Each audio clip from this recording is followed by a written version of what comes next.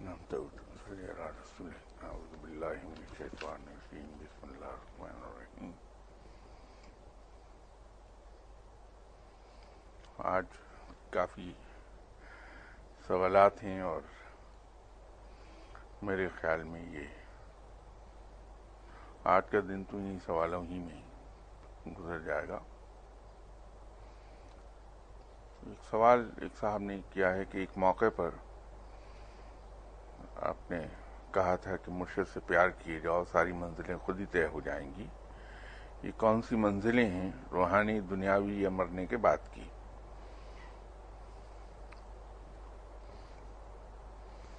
جیسے میں نے عرض کیا تھا کہ یہ تصوف یا روحانیت یا علم لدنی، علم باطنی، یہ سب ایک ہی چیز کے نام ہیں. یہ انسان کی صرف روحانیت کی تربیت نہیں کرتا بلکہ دنیاوی زندگی میں بھی کامیاب آدمی بنانے میں مدد کرتا ہے. مرشد کی ذمہ داری صرف یہ نہیں کہ اپنے مرید کے ذکر، اذکار، وظائف و تسبیحات اس میں انہیں گائیڈ کرے، کیونکہ وہ تو ایک چھوٹا سا حصہ ہے زندگی کا. کیونکہ اسلام پوری زندگی کا احاطہ کرتا ہے، پوری زندگی پر محیط ہے پوری طرح.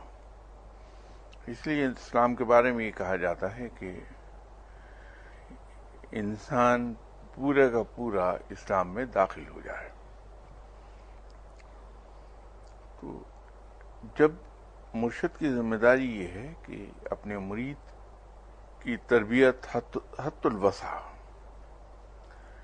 اسلامی تعلیمات کے مطابق کرتے ہیں، تو چونکہ اسلامی تعلیمات انسان کی پوری زندگی کا احاطہ کر رہی ہیں، تو مرشد کی ذمہ داری یہ ہے کہ اپنے مرید کی پوری زندگی کے تمام پہلو جو بھی ان کے مطابق اس کی تربیت کر دے.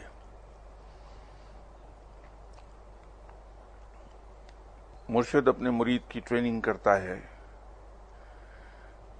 سوشل ریسپانسبلٹیز کو ڈسچارج کرنے کے بارے میں. مرشد اپنے مرید کی تربیت کرتا ہے اس کی فیملی کی ریسپانسبلٹیز کو ڈسچارج کرنے کے سلسلے میں. مرشد اپنے مرید کی تربیت کرتا ہے اکنامک اینگل سے.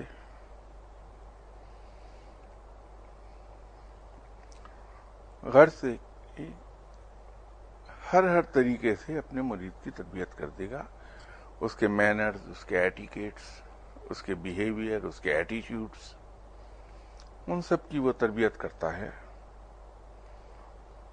تو جس انسان کی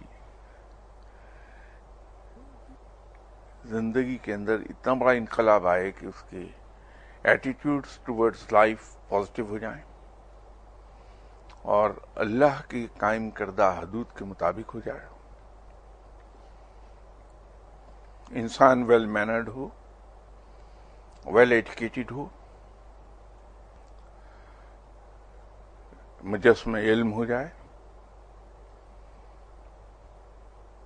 دوسرے تمام لوگوں کے حقوق کو نہ صرف پہچانتا ہو، انہیں ریلائز کرتا ہو، بلکہ ان حقوق کو حت الوسع ادا بھی کرتا ہو اور آسان طریقے پر کرتا ہو، لیکن اس کی اپنی ذات کا دوسرے پر کوئی کلیم نہ ہو. تو ایسا شخص کس کو پسند نہیں آئے گا؟ اور جب وہ لوگوں کو پسند ہوگا، ان کے دل میں گھر کر جائے گا، تو کامیاب بھی ہوگا. وہ جو میں نے عرض کیا تھا کہ مرشد سے انسان پیار کیے جائے تو تمام منزلیں طے کر لیتا ہے. تو منزلیں اصل میں زندگی کے ہر پہلو سے تعلق رکھتی ہیں، روحانی بھی اور مادی بھی. وہ جو حکمت ہے کہ مرشد سے صرف پیار کیے جاؤ، جس طرح سے دنیا میں ہم سیکھتے ہیں علم کو 3 طریقے سے، سکھائے جانے سے، پڑھنے سے اور مشاہدے سے،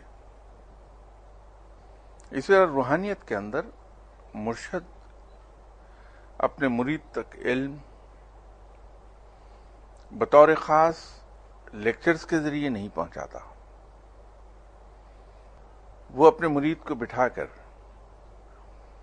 ہر طریقے سے متعلق علم اور گتھیاں بیان نہیں کرتا، بلکہ اس کے اندر تو علم ملتا ہے مشاہدے سے اور نقل سے، کہ انسان اپنے مرشد سے چونکہ پیار کرتا ہے اور اپنے مرشد کی ہر فعل اور ہر حرکت پر نظر رکھتا ہے،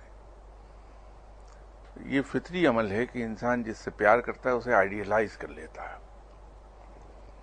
اور جسے انسان آئیڈیلائز کرتا ہے اسے کاپی کرتا ہے۔ تو جب انسان اپنے مرشد کو کاپی کرنے لگتا ہے تو اس کے ساتھ وہی چیزیں پیش آنے لگتی ہیں جو کہ مرشد کو اس مقام پر ہوتے ہوئے پیش آئی تھیں، اور رفتہ رفتہ وہ اپنے مرشد کے پاؤں کے نشان پر پاؤں رکھتے ہوئے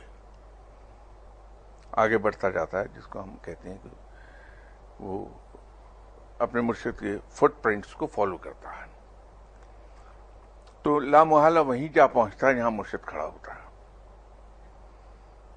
تو یوں تمام منزلیں طے ہو جاتی ہیں۔ اگر کسی سے کوئی پیار نہیں کرے گا، اسے آئیڈیلائز بھی نہیں کرے گا، اس سے دور بھاگے گا، اور جب دور بھاگے گا تو پھر اس کے اندر وہ چیزیں پیدا نہیں ہوں گی جو مرشد کے اندر ہیں۔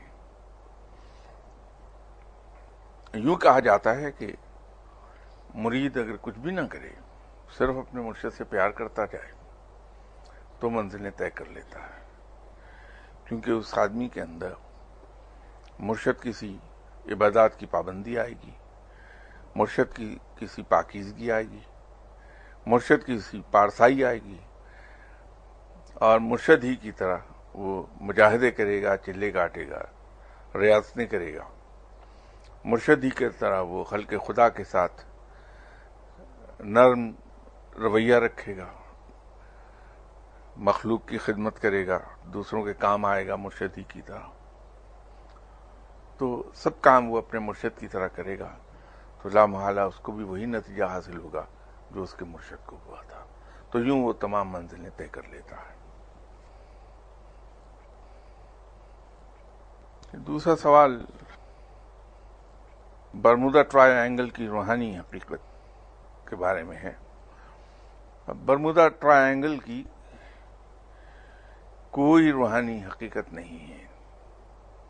کسی ایک نشست میں برمودا ٹرائی اینگل پر ہماری گفتگو ہوئی تھی، اور اس وقت بھی میں نے آپ سے عرض کیا تھا، کچھ لوگ بڑی دور کی کوڑی لائے ہیں کہ جہنم سے متعلق جو نشانیاں رب تعالیٰ نے بیان کی ہیں وہ انہوں نے منطبق کرنے کی کوشش کی ہے، منطبق کی نہیں ہے بلکہ کرنے کی کوشش کی ہے، کہ برمودا ٹرائی اینگل کی کیفیات جہنم کے بارے میں بیان کی گئی نشانیاں حدیث میں اور قرآن میں ان سے ملتی جلتی ہیں۔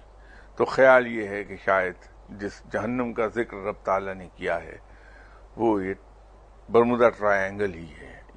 یہ میں نے گفتگو کے دوران ایک ہلکا سا اس کا ذکر کیا تھا۔ اس کی اصل حقیقت کیا ہے ابھی تک یہ بھید نہیں کھلا، لیکن کچھ نشانیاں اس کی جہنم سے بیان کردہ نشانیوں، مثلا برمودا ٹرائی اینگل کی تہہ میں ٹیمپریچر ہے وہ آلموسٹ اس کے قریب چلا جاتا ہے جو جہنم کا ٹیمپریچر بیان کیا جاتا ہے۔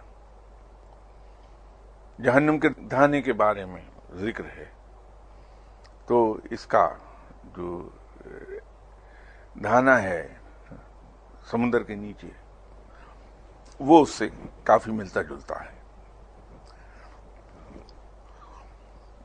لیکن ابھی تک اس کے بارے میں کوئی آخری حتمی رائے قائم نہیں کی جا سکی. صرف وہ منطبق کی گئی ہیں کھینچتان کے اس کی نشانیاں برمودا ٹرائنگل پر. تحقیق اس پر جاری ہے. دیکھیے کل کو کیا میں آتا ہے، لیکن اس کی روحانی حقیقت فی الحال تو کوئی ہے نہیں. وہ تو صرف ایک معلوماتی چیز تھی جو آپ کے سامنے بیان کر دی تھی میں نے. جو بھی روحانیت کے اینگل سے اس کا پتہ چل سکتا تھا وہ میں نے بیان کر دیا تھا اس نشست میں. لیکن اس کا ہرگز یہ مطلب نہیں کہ اس کی کوئی روحانی حقیقت ہے.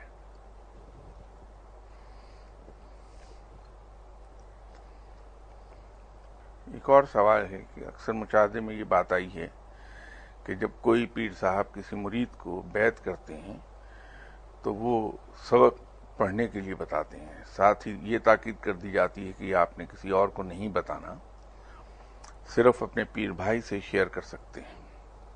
حالانکہ ہوتا تو وہ اللہ تعالیٰ ہی کا کوئی صفاتی نام ہے، تو اسے منع کیوں کیا جاتا ہے؟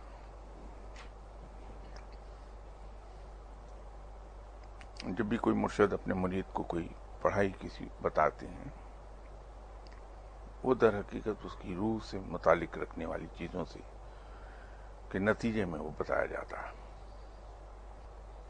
بارہا اس موضوع پہ یہاں بات ہوئی، ایک بار پھر دوہرا دیتا ہوں کہ وہ سبق جب بتایا جاتا ہے تو انسان کی روحانی کیفیت کے مطابق بتایا جاتا ہے.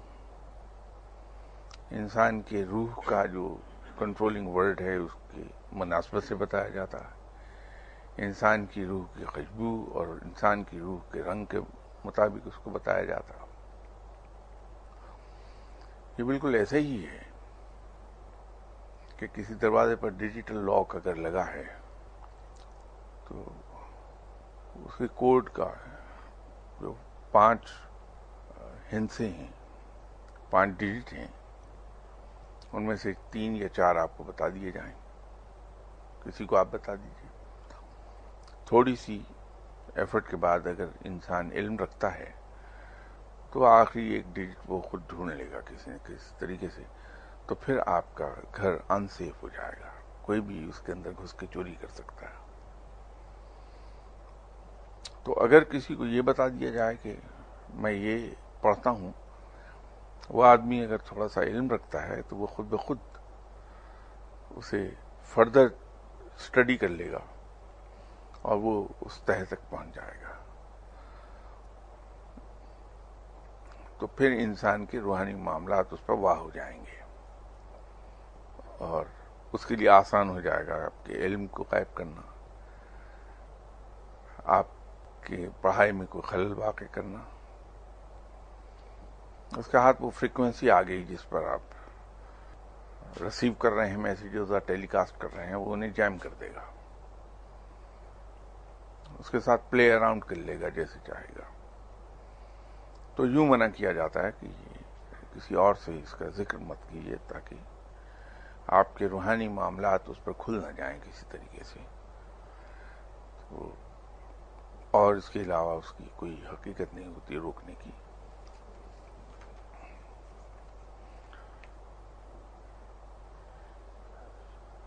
اگلا سوال کہ مزاروں پر منت کے طور پہ دھاگے باندھنا کیسا ہے؟ یہ ایک فروئی مسئلہ ہے اور میں فروئی چیزوں پر گفتگو as a policy of matter نہیں کرتا. اس کو میں معذرت کر لوں گا اس سوال کا جواب دینے سے.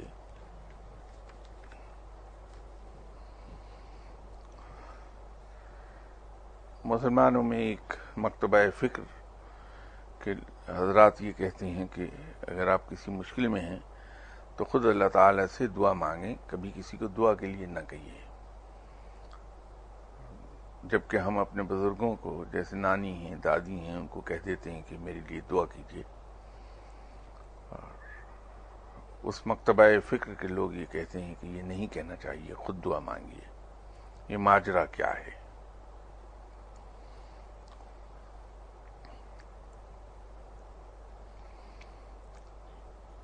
کسی کے نظریات یا کسی کے بلیف پر تو میں کچھ کامنٹ کرنے کا اہل نہیں ہوں اور نہ میں کروں گا،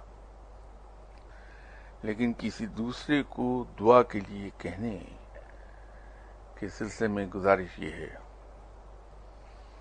کہ صحابہ کرام سے ثابت ہے کہ انہوں نے آپ صلی اللہ علیہ وسلم کو دعا کے لیے عرض کیا ہے، اور آپ صلی اللہ علیہ وسلم نے دعا فرمائی ہے اپنے صحابیوں کے لیے۔ یہ تو ایک پہلو ہے۔ اس میں ایک سوال یہ ہو سکتا ہے کہ چونکہ آپ صلی اللہ علیہ وسلم اللہ کے بعد سب سے بڑی ہستی ہیں، تو ان سے تو کہا جا سکتا ہے، لیکن اپنے ہی جیسے کسی انسان سے کیسے کہا جائے؟ تو اس کا جواب یہ ہے کہ ایک صحابی ایسے بھی ہیں جن سے خود آپ صلی اللہ علیہ وسلم نے دعا کے لیے کہا ہے۔ حضرت اویس کرنی رحمۃ اللہ علیہ صاحب سے آپ نے اپنی امت کے لیے دعا کرنے کے لیے میسج بھیجوایا تھا۔ تو ہر وہ کام جو آپ صلی اللہ علیہ وسلم نے کیا ہے، جو آپ کی سنت ہے، میرے نزدیک وہ بالکل درست ہے، اس میں کوئی بدعت اور کوئی قباحت نہیں ہے۔ ایسا کام کرنے میں آنکھیں بند کر کے آپ صلی اللہ علیہ وسلم کی پیروی کر لینی چاہیے انسان کو۔ تو کسی بھی شخص سے یہ کہنا کہ تم میرے لیے اللہ تعالیٰ کے حضور دعا کرو، میرے نزدیک اس میں کچھ نہیں ہے، یہ سنت ہے، اسے کر لینا چاہیے، لیکن الفاظ کے بارے میں محتاط رہیے۔ یہ ضرور اسے کہہ دیجیے کہ میرے لیے اللہ تعالیٰ کے حضور دعا کرو کہ اللہ میری مشکلیں آسان فرما دے۔ وہ سنت ہے، اس میں کوئی قباحت نہیں ہے۔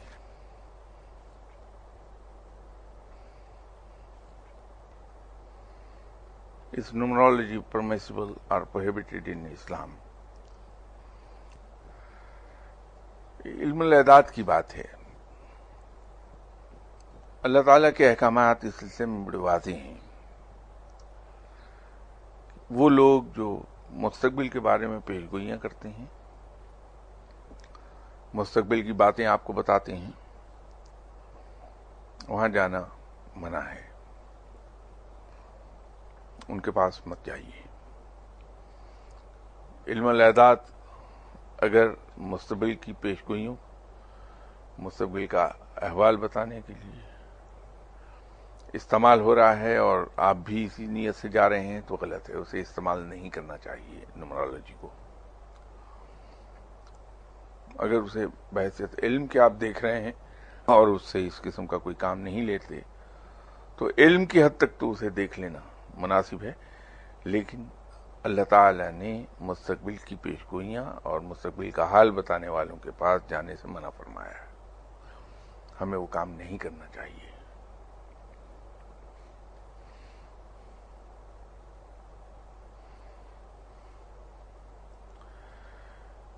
سوال یہ خوب سوال ہے کہ what is concept history of calendarship and how it was achieved by the known calendars؟ در حقیقت کیلنڈر کوئی سلسلہ نہیں ہے، جیسے تصوف کے دوسرے سلسلے ہیں۔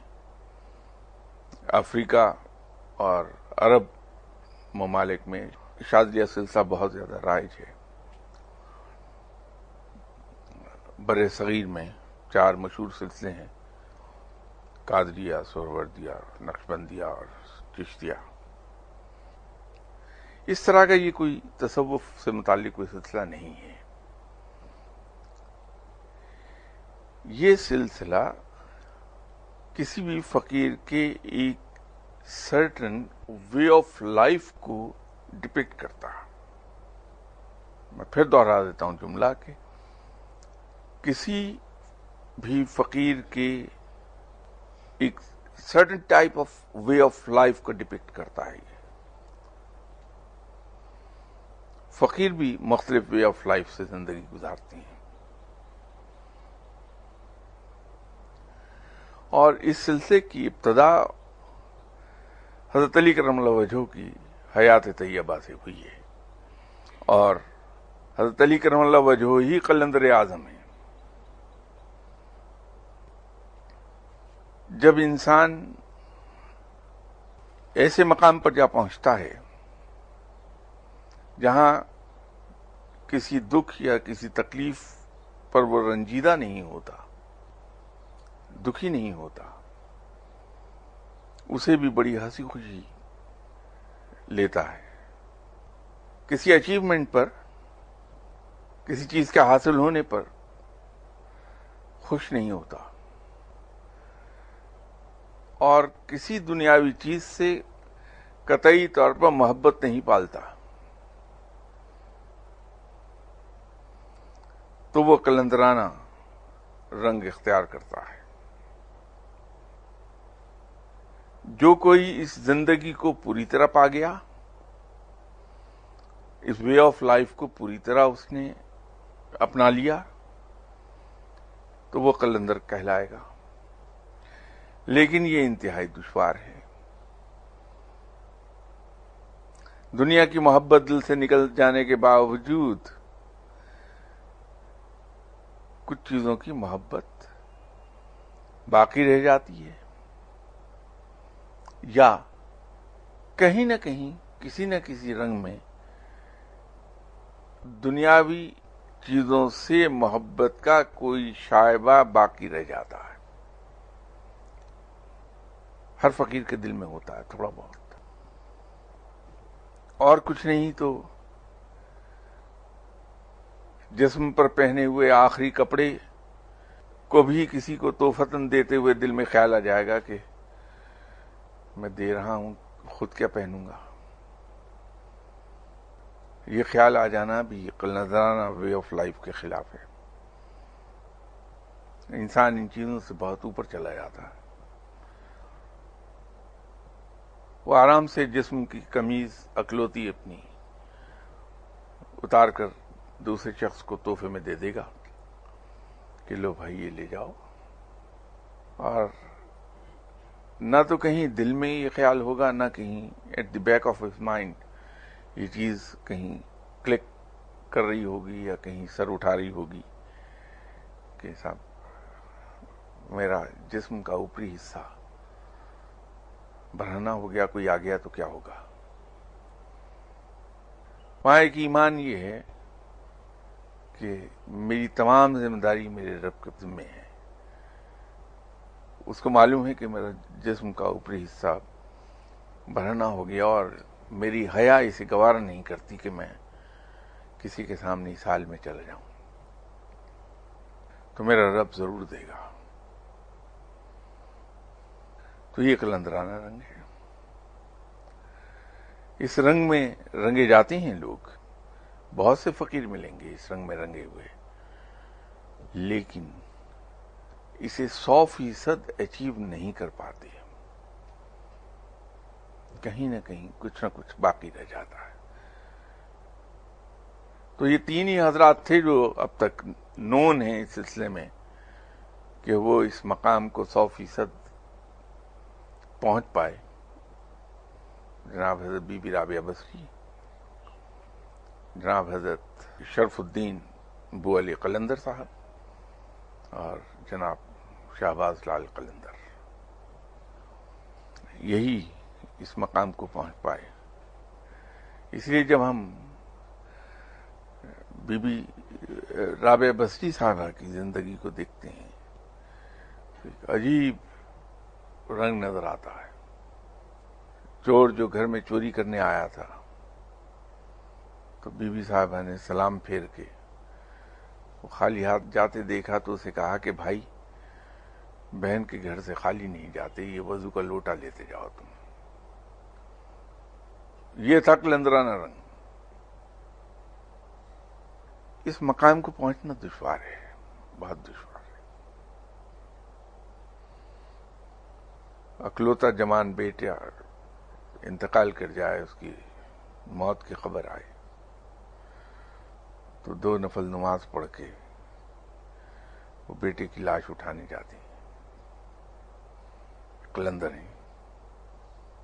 یہ قلندرانہ رنگ ہے.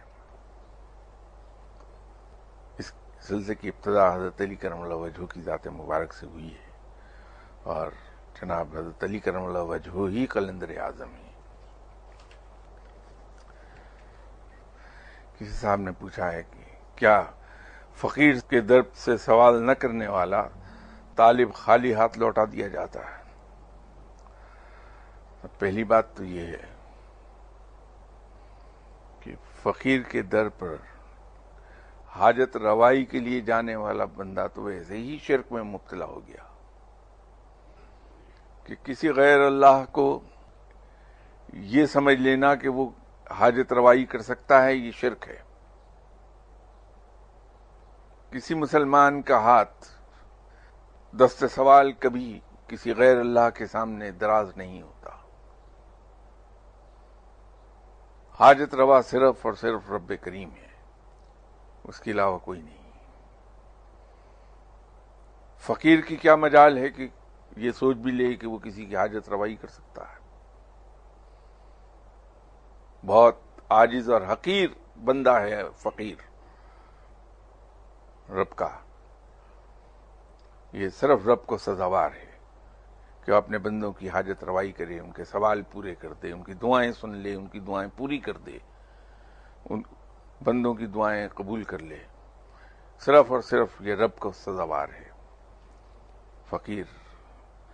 تو جو شخص خود ہماری طرح رب کا محتاج ہے، وہ کسی کو کیا دے سکتا ہے؟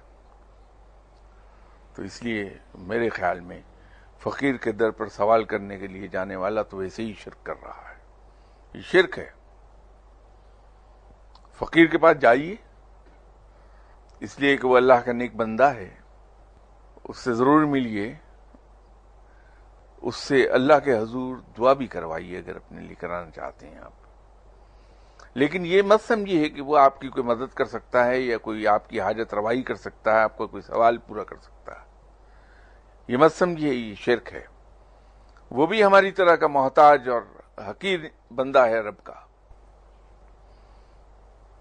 ہماری طرح وہ بھی مجبور ہے رب کی قدرت کے سامنے، اس کے پاس کوئی اختیار نہیں۔ یہ صرف رب ہے جس کے ہاتھ میں اختیار ہیں، یہ صرف رب ہے جو چاہتا ہے کر گزرتا ہے۔ کوئی بندہ خواہ کسی مقام پر فائز ہے، اس کو کوئی اختیار حاصل نہیں، کوئی طاقت حاصل نہیں۔ ہاں البتہ وہ صرف اور صرف رب کے حضور گر گڑا سکتا ہے۔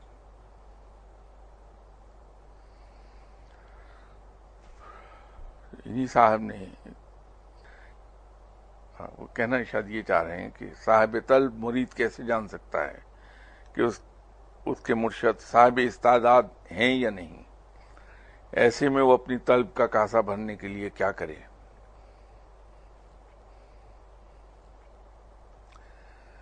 کئی ایک موقعوں پر میں نے گزارش کی تھی اس سلسلے میں۔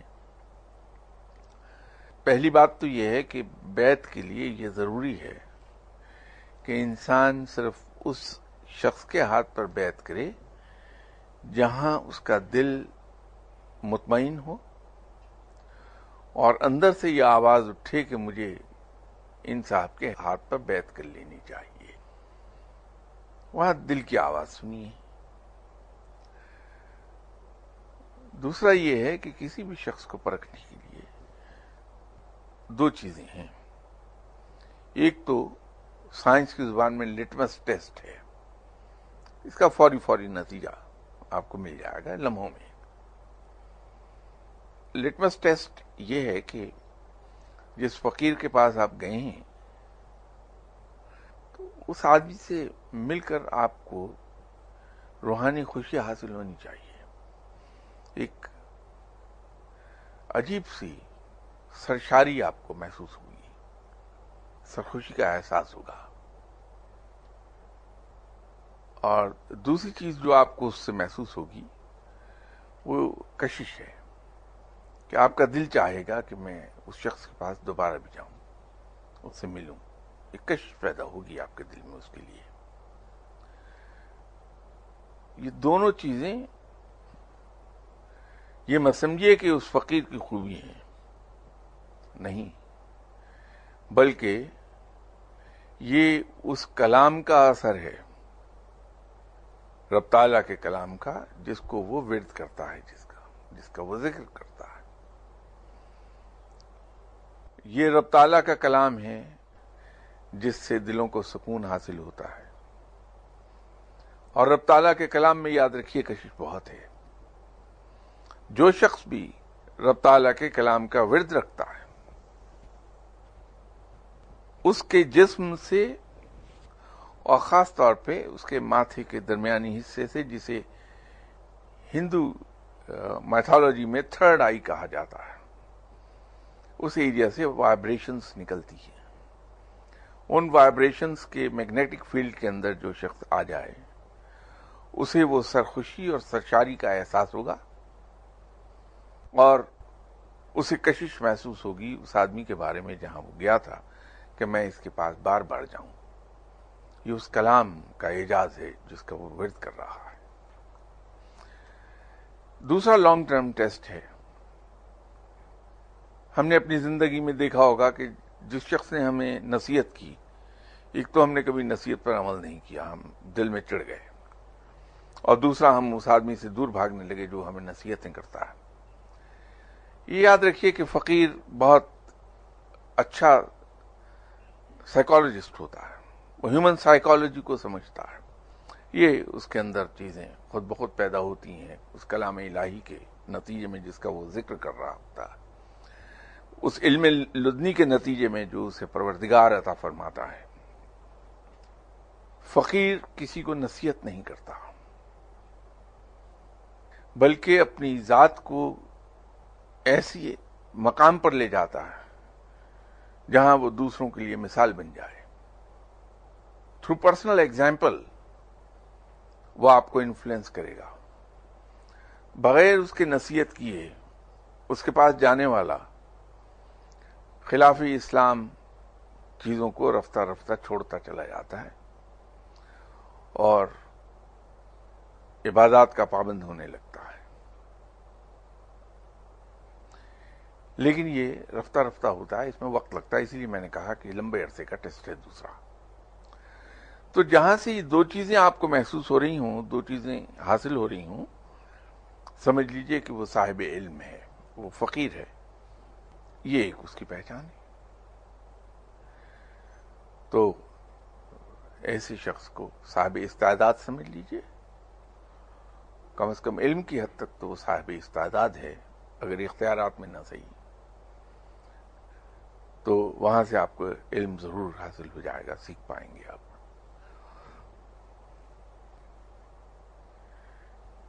اگلا سوال ہے کہ کیا ایک ہی وقت میں ایک سے زیادہ صاحبان دعا سے رجوع کیا جا سکتا ہے؟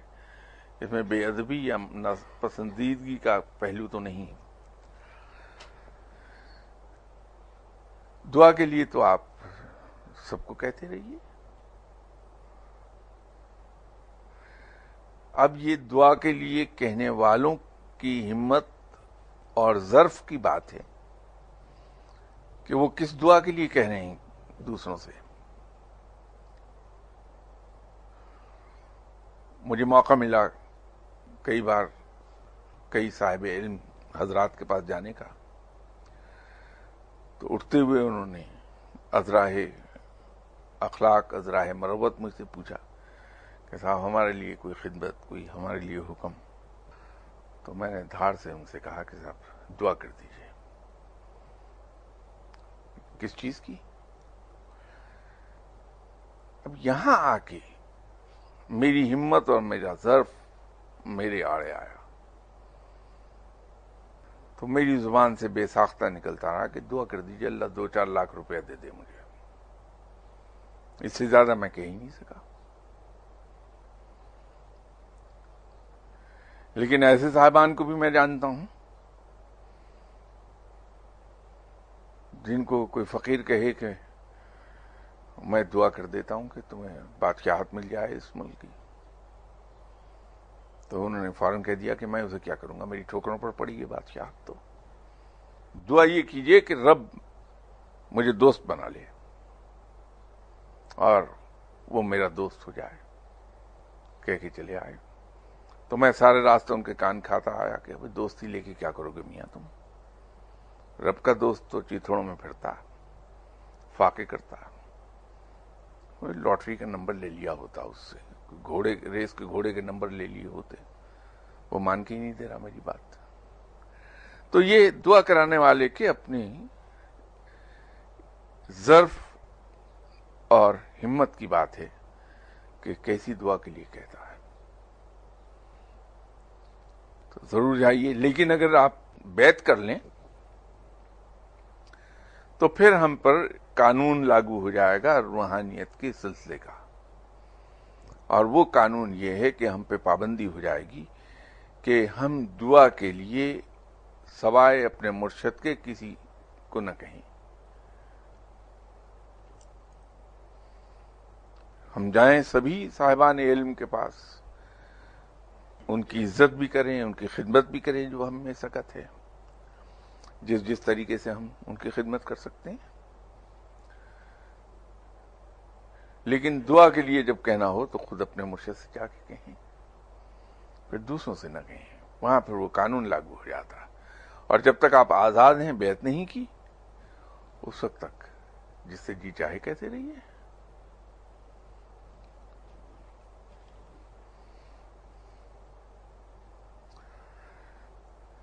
مرشد کے حضور حاضری کے وقت مرید کو کن باتوں کا بالخصوص خیال رکھنا چاہیے؟ حاضری کے آداب کیا ہیں؟ جیسے میں نے عرض کیا کہ مرشد کو غور سے دیکھتے رہیے اور ان کی نقل کرتے جائیے، تو منزل کو پہنچ جائیں گے، ایٹ لیسٹ اس مقام کو جا پہنچیں گے جہاں آپ کے مرشد تھے، اگر آپ نے غلطیاں نہ کی راستے میں۔ تو مرشد کو آبزرو کرنے کے لیے اتنی باریکی کے ساتھ کہ ان کو نقل کیا جا سکے، یہ ضروری ہے کہ ہم مرشد کو بغور دیکھتے رہیں، ان کے طور طریقوں کا مطالعہ کرتے رہیں بغور، پھر جو کچھ وہ فرماتے ہیں اسے بغور سنیں بھی۔ یہ سب کرنے کے لیے ہمیں مرشد کے پاس خاموشی سے بیٹھنا پڑے گا۔ تو مختصر الفاظ میں یہ کہا جا سکتا ہے کہ جب ہم مرشد کی خدمت میں حاضر ہوں تو اپنی زبان کو تالا لگا لیں، اپنی عقل کو گھر چھوڑائیں، صرف آنکھیں کھلی رکھیں اور کان کھلے رکھیں۔ ہاں البتہ کہیں کہیں ایسا لقمہ دے دیجئے بات میں کہ جس سے آپ کے مرشد مجبور ہو جائیں کہ وہ بولتے رہیں۔ تو جتنا مرشد آپ کے ساتھ گفتگو کریں گے، جتنا بولیں گے، اتنا علم ان کے اندر جو خزانہ موجود ہے وہ اگلتے رہیں گے، اور وہ آپ کے کانوں کے ذریعے آپ کے دل اور دماغ میں اترتا جائے گا، اور یوں آپ علم حاصل کرتے چلے جائیں گے۔ جتنا آپ مرشد کی محفل میں بیٹھ کے بولیں گے، اتنا مرشد خاموش رہے گا اور علم آپ تک نہیں پہنچ پائے گا۔ تو مرشد کے حضور خاموشی اور توجہ سے سننا اور توجہ سے دیکھنا، یہ لازمی امر ہے اگر ہم مرشد سے علم لینا چاہتے ہیں تو۔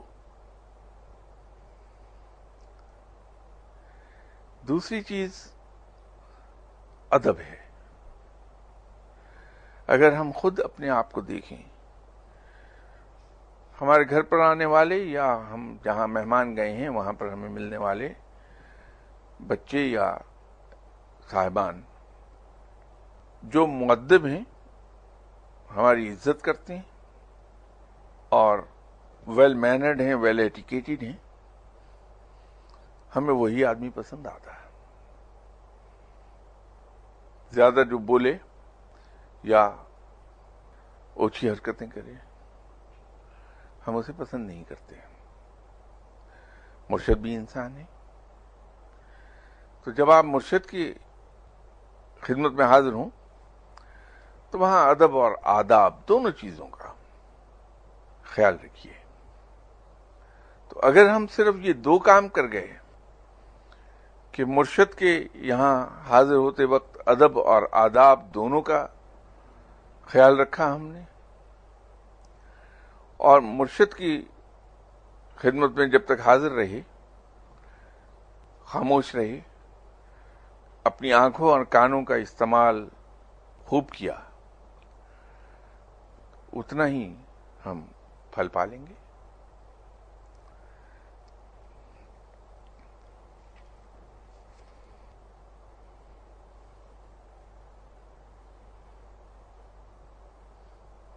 ایک سوال ہے، کیا قبر کا عذاب ہوتا ہے؟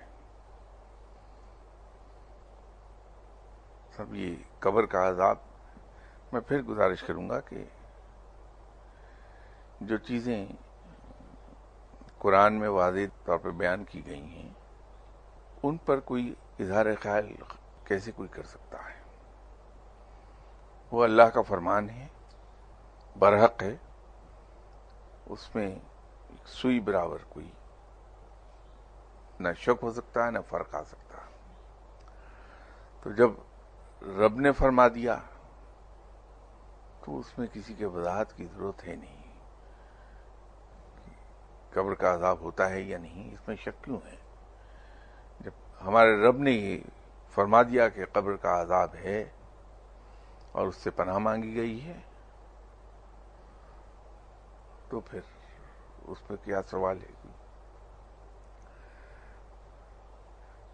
تیسرا سوال اس میں ہے، حضرت ابراہیم سے جب قربانی مانگی گئی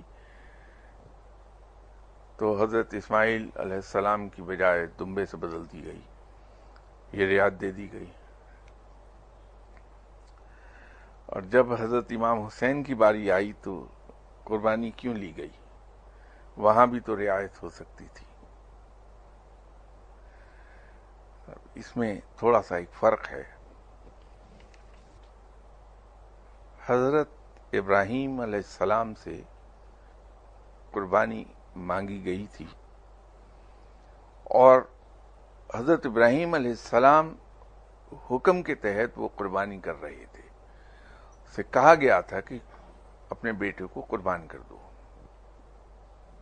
تو حضرت ابراہیم علیہ السلام نے جو بیٹے کے گلے پہ چھری پھیری تھی وہ اللہ تعالی کے حکم کے تحت پھیری گئی تھی. وہاں پہ اللہ کے حکم کو ماننے کی روایت قائم کرنا مقصود تھا کہ اللہ کا حکم اگر یہاں تک ہو جائے کہ اپنی اولاد کو اس کی راہ میں قربان کر دو تو اس سے دریغ نہ کیا جائے. یہ ایک روایت قائم کرنا مقصد تھا. اپنے بندوں کو ایک سبق دینا مقصد تھا اور اپنے بندوں کو بندگی کی ایک حد دکھانا مقصود تھا. تو یوں حضرت ابراہیم علیہ السلام سے بیٹے کی اولاد کی قربانی کرنے کو کہہ دیا گیا. لیکن اللہ چونکہ اپنے بندوں کو تکلیف نہیں دینا چاہتا، دکھ نہیں پہنچاتا، اللہ اپنے بندوں کو ان کا سکھ دیکھنا چاہتا، ان کو سکھی رکھنا چاہتا. تو اسی لیے ایک باپ کو اس صدمے سے بچانے کے لیے کہ میں نے اپنے ہاتھ سے اپنے بیٹے کو ذبح کر دیا، اسے دمبے میں تبدیل کر دیا گیا. یہ اس کی رحیمی، صفت رحیمی تھی. حضرت امام حسین علیہ السلام کا معاملہ دوسرا ہے. آپ کو حکم نہیں دیا گیا تھا کہ میدان کربلا میں چلے جاؤ اور اپنے اہل خانہ کی قربانی وہاں دے دو. حکم نہیں آیا تھا. یہ تو حضرت امام حسین رضی اللہ تعالی عنہ نے دیکھا تھا کہ وہ اسلام جس کو اللہ نے نازل فرمایا ہے اپنے نبی اکرم صلی اللہ علیہ وسلم کے ذریعے، اس اسلام کی خلاف ورزی ہو رہی ہے اور ایک ایسی خلاف ورزی ہو رہی ہے جس کا اثر تمام امت پر آئے گا. تمام امت اس سے متاثر ہو جائے گی اور رفتہ رفتہ شاید اسلام کی شکل بدل دی جائے. تو اللہ کے دین کو اپنی اصل حالت میں رکھنے کے لیے یہ فیصلہ از خود حضرت امام حسین رضی اللہ تعالی عنہ نے کیا کہ میں اس برائی کے خلاف جہاد کروں گا، کیونکہ اللہ کا حکم ہے کہ برائی کے خلاف جہاد کرو.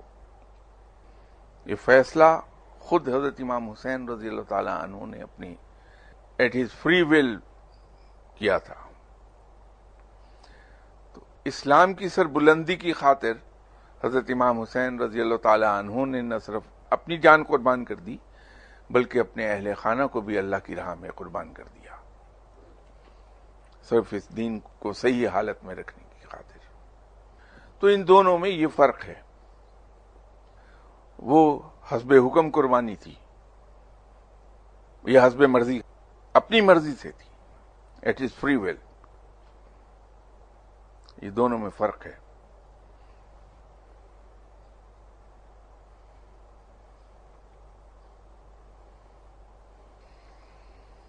ایک اور خاصا طویل سوال ہے کہ ہم پہلے عالم ارواح میں تھے، پھر خاص ٹائم کے آنے تک ہمیں جسم کا لباس دے دیا گیا، اس کے بعد عارضی زندگی کے بعد ایک مستقل زندگی کی طرف کا سفر، اصل کا سفر. مطلب ہم کہیں نہ کہیں ایگزسٹ کرتے تھے، بعد میں بھی رہیں گے مستقل زندگی، پہلے برزخ پھر جنت یا جہنم. تو پوچھنا یہ ہے کہ ہم کس فارم میں رہیں گے، جسم یا روح. اگر جسم تو جسم کی وہی ضروریات ہوں گی، اور اگر ہم روح کی فارم میں چلے گئے تو اللہ پاک پھر کس طرح یہ سب کس فارم میں ملیں گے، اور کیا ہم روز رب تعالیٰ کو دیکھ اور مل سکیں گے. اور جسم تو نہیں ہوگا، کیونکہ حضرت موسیٰ اور کوہ طور دونوں ہمارے سامنے ہیں. کبھی کبھی یوں نہیں لگتا کہ بندہ یہ جسم کا خول اتار کر روح کو آزاد ہونے دے. ایک تو رب تعالیٰ سے بندگی کا رشتہ ہوا، اور ایک ایسا لگتا ہے جیسے انسان مقناطیس کی طرف کھینچتا چلا جاتا ہے، یوں وہ اپنے اصل کی طرف بھاگنے لگتا ہے بے بس سا ہو کر، حالانکہ سامنے تو کچھ بھی نہیں ہوتا.